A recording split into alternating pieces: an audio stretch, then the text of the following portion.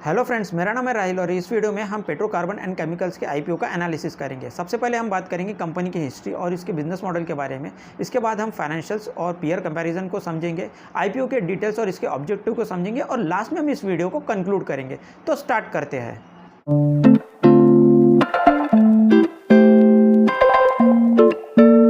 इस कंपनी को 2007 में शुरू किया गया था। ये अथा ग्रुप की कंपनी है।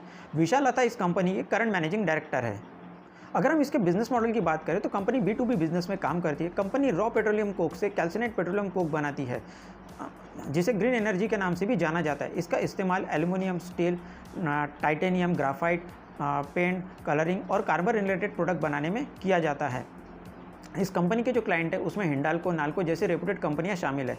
कंपनी का प्लांट वेस्ट बंगाल के मिदनापुर डिस्ट्रिक्ट में है। इस प्लांट की प्रोडक्शन कैपेसिटी 93,700 टन CPC की है। यह प्लांट 30 एकड़ के एरिया में फैला हुआ है। अगर हम इसके फाइनेंशियल्स की बात करें तो मार्च 2021 में कंपनी का रेवेन्यू 159 करोड़ का है। वहीं मार्च 2022 में कंपनी का रेवेन्यू 279 करोड़ का, 23 में 517 करोड़ का और लास्ट 9 मंथ्स में कंपनी का रेवेन्यू 447 का है।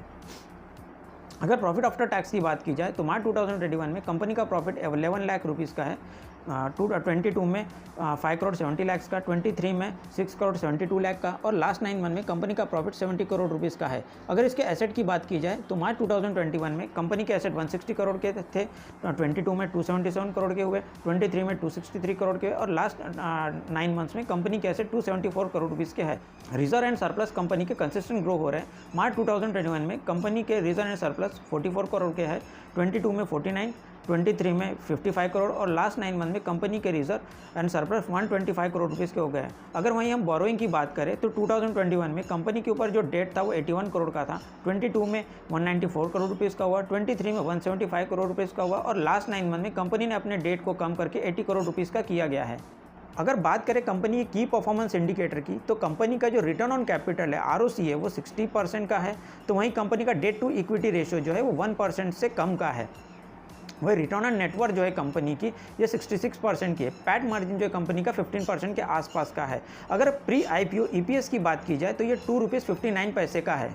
पीयर कंपैरिजन के लिए इन्होंने गोवा कार्बन लिमिटेड और इंडिया कार्बन लिमिटेड को अपना पीयर बताया है। जब हम इसको इसके पीयर के साथ कंपेयर करते हैं तो यहाँ पे हमको कंपनी अपने पीयर के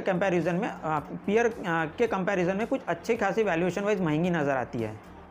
अगर हम इसके IPO की बात करें तो इसका IPO 25 जून 2024 को ओपन होगा और 27 जून 2024 को क्लोज हो जाएगा। इस IPO की जो फेस वैल्यू है वो 10 रुपीज़ है और इस की जो प्राइस बैंड रखी गई है वो 162 रुपीज़ से 171 रुपीज़ पर शेयर का रहेगा। रिटेल इन्वेस्टर के लिए लॉट साइज 800 शेयर्स का है। टोटल इशू साइज इस IPO का 113 करोड़ का है और ये पूरा का पूरा फ्रेश इशू रहने वाला है। अगर हम इस IPO के ऑब्जेक्टिव्स की बात करें तो कंपनी स्टॉक एक्सचेंज पे इक्विटी शेयर्स को लिस्टिंग होने पर जो बेनिफिट मिलते हैं वो लेना चाहती है। अगर हम इस वीडियो को कंक्लूड करें तो कंपनी जो है ये कार्बन इंडस्ट्री में CPC मैन्युफैक्चरिंग का काम करती है। कार्बन इंडस्ट्री जो है ये एक साइक्लिकल नेचर की है। सेकंड थिंग, कंपनी ने जो IPO लाया है ये वैल्यूएशन वाइज भी कुछ ज़्यादा ही महंगा है। अगर हम गोवा कार्बन का P रेशो देखें तो वो कुछ 8 के आसपास का है, तो वही इंडिया कार्बन का जो P है वो 13 का है और कंपनी यहाँ पे जिस वैल्यूएशन पे आ रही है, अगर इसका जो P निकल के आ रहा है वो कुछ 60 एंड अबो के आसपास का रहने वाला है। तो वैल्यूएशन के हिसाब से कंपनी महंगी है। थर्ड थिंग कि कंपनी इस IPO के जरिए जो फंड कलेक्ट करने वाली है वो कंपनी के फ्यूचर एक्सपांशन में के लिए यूज़ होगा नहीं होगा उस बारे में कुछ क्लैरिटी नहीं है। तो ये था इस IPO का एनालिसिस। अगर आप इस कंपनी में इन्वेस्ट करना चाहते हैं तो इन्वेस्टमेंट एडवाइज़र से कंसल्ट करने के बाद आप अपना इन्वेस्टमेंट डिसीजन लें। ये वीडियो हमने एजुकेशनल पर्पज़ के लिए बनाया है। इस IPO के लिए हमारी कोई एडवाइस या रिकमेंडेशन नहीं है। अगर आपको ये वीडियो पसंद आए तो इस वीडियो को लाइक, शेयर और चैनल को सब्सक्राइब करना ना भूलें।